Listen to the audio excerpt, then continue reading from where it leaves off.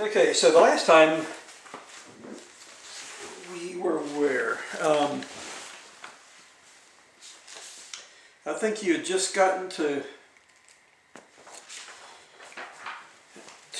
France, at Normandy. And what was the beach that you landed on? Utah. Utah, yeah. Okay.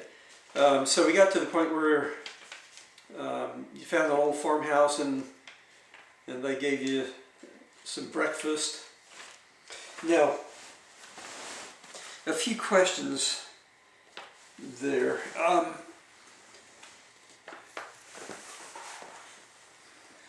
When you, well, let's see, I think I already asked you these. You didn't have any maps or anything when y'all landed at the beach.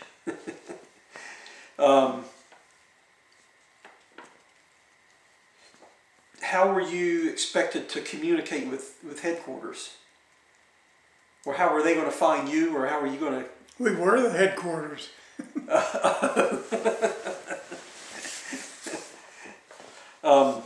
Were you concerned that you might run into a German ambush or anything, or were you just pretty sure it was secured? No, everything moved on by then. Okay. So, was there a city name where y'all first were, or it was just out in the countryside? Just in the field out there. Okay. And then, how long were you there in the Utah Beach area before you started moving to Paris? I have no idea. I don't remember how long we were there. So it could have been 4 days or 2 weeks? Yeah, I don't think it was as long as 2 weeks. But how did you know to start moving to Paris? Just when they told us. So they got word to you somehow? Oh yeah, well, all we knew, we just, okay, they got orders to load up on some trucks and that was it. So there were a lot of other groups of soldiers? No, it was just... Oh, it was just the 15 or so of y'all? Oh no, there was, I mean, this was headquarters, European Theater of Operations, Utah. So all of Utah was actually there when it landed on the beach? I guess so, in those fields there.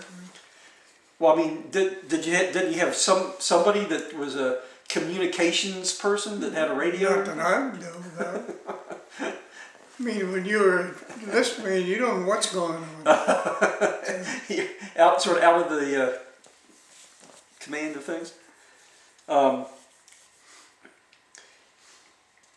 Okay, so let's continue here on the thing that you wrote a good ways back. As you said here, that you sort of, in conditions like that, you lose sense of all time. You don't really think about dates or days of the week or anything like that. Oh yeah, so and here you say, so you don't know how long you remained in Normandy. Now, when y'all started heading towards Paris, had it been liberated yet, or did y'all start moving before Paris was under control? As far as I know, it was already liberated. They probably waited until it was before it moved us there. Okay. And then tell me about the Red Ball Express.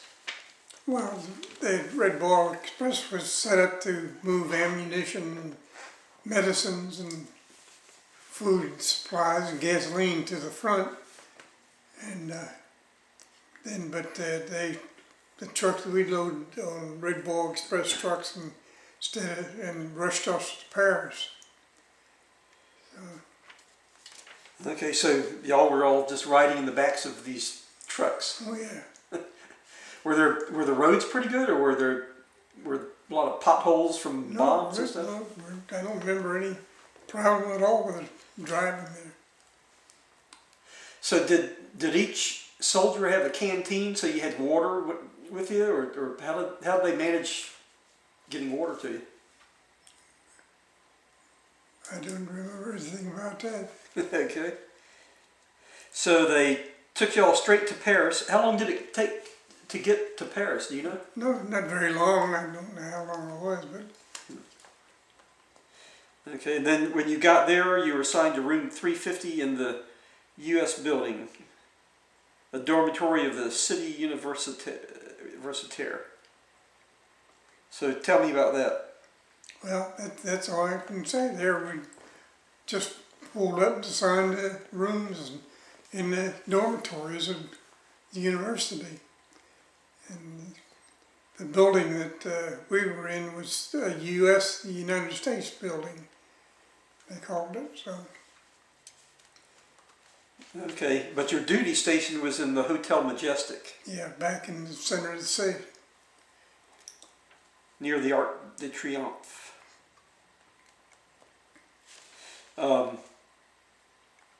Oh, so you had to ride the subway each day to get The metro, yeah. to their. And what did you do during the day at the Hotel Majestic?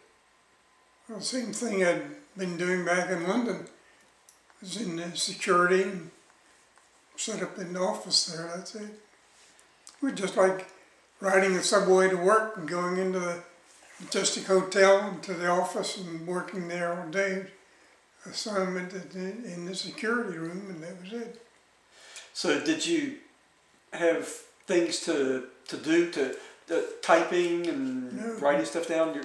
So you just were there with more maps and It was secret stuff? like, it's a glorified file room, really. Security, all the secret or top secret and bigot documents filed away in there.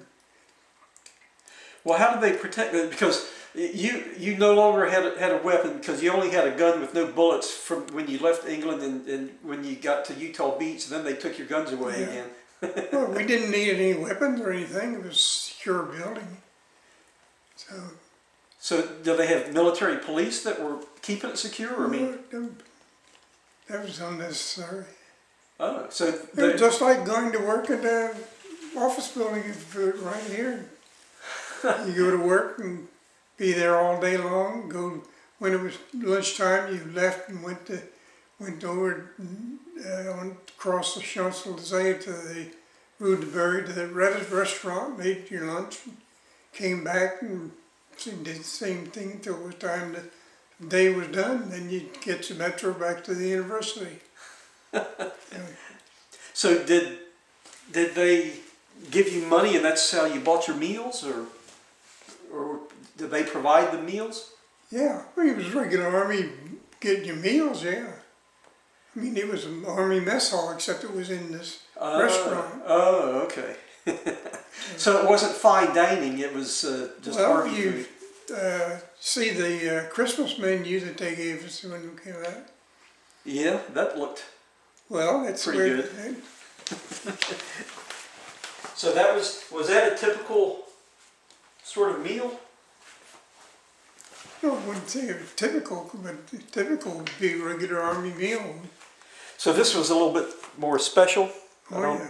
I don't know if this is going to pick up on there or not.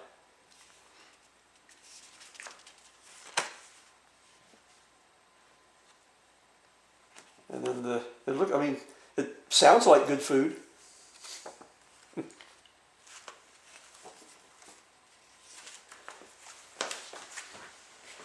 So when you, well, let me look at this first.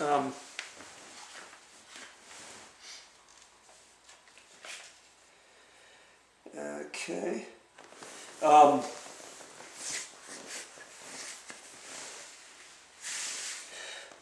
So what did you? Well, were the French people friendly to the U.S. soldiers, or? Oh, yeah. I mean, everyone in the government was friendly you could be. They were so glad that y'all freed them from the Germans. So it was just like, it would be the same as you went over there now, I imagine. And everyone was very nice and everything. Okay. Did many of the Parisians speak English? Practically everyone. Really? Oh yeah. Huh. There's no question about it. They had English lesson right in through their schools, I'm sure. But almost everyone you met spoke English, at least in some manner. Okay, well, so then, okay, here's, let's back up a little bit. It says here that just before leaving England, you've been promoted from private to private first class. Does that sound right? I guess so. I'd Okay. have to check those orders to see, figure out when it Yeah. was. And then sometime while you were in France, you were promoted to sergeant, bypassing corporal. Yeah, I don't remember ever being a corporal again. Other than that time when you were in the army, I mean, in the band, right? When you first got in. Okay, so they made you sergeant. And then while you were in Paris, you were offered a field commission as a second lieutenant. Yeah. And? Well, I mean, all you had to qualify for as an officer, you had to have a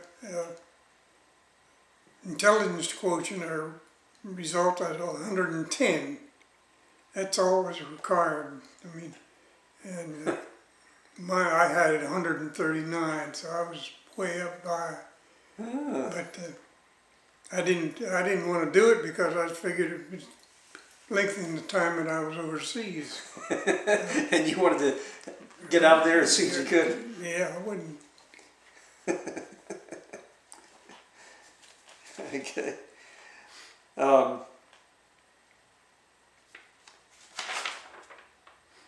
Okay.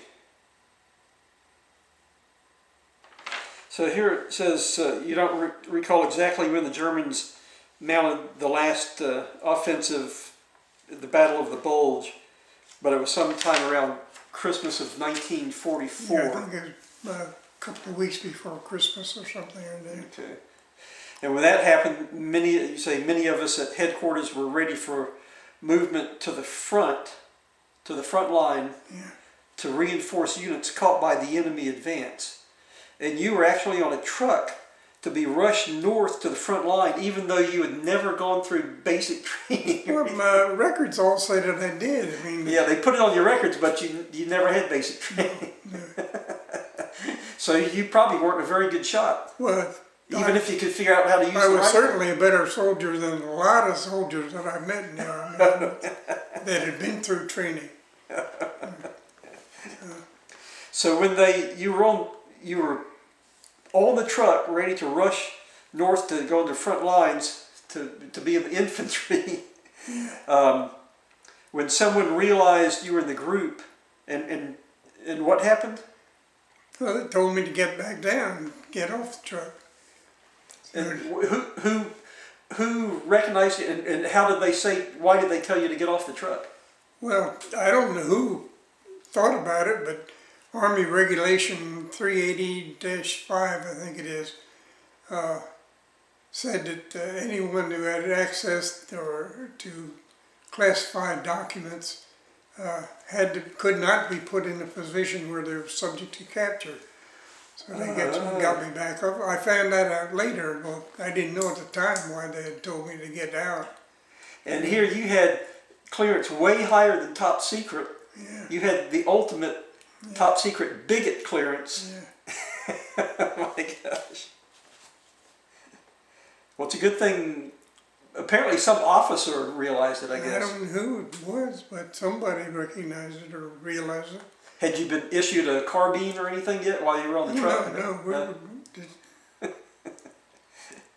Wow. So were you relieved, or were you naive back then? You didn't really realize Well, what was going on? I didn't know what was going on. They just told me to get down off there, and they put me on another truck, took me into into the center of the city to the Petit Palais, and which was mostly glass, as I remember it. And the little, are supposed to be a petite castle, but it's usually actually a big structure of some kind there.